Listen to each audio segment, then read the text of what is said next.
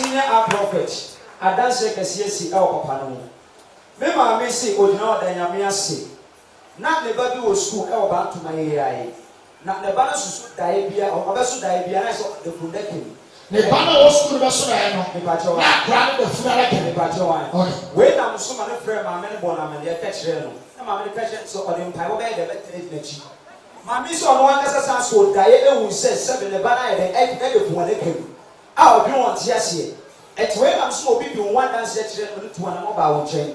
oduru wo chen so ya me fa wo so bie wo ne ma wo ka the same trend say wo hu ni say wo hu ni say wa so da ya na ba de fundake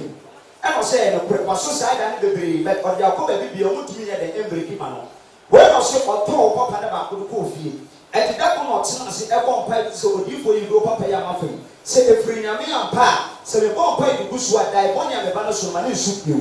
ma mi so bo mpa yi we 3 days ne ba ne friend ka chen say mami da ya me so a na me de fu ane kem da ya me so a me so ka bo me da ya me so mo so bi she fu atare no ni na me ye de me hu bio eti ma mi so dina odanya me ase ewa adekasi akọpa na ide ayama no ye mo ye nsem na papa no o bon sami we ye me papa me picture nya so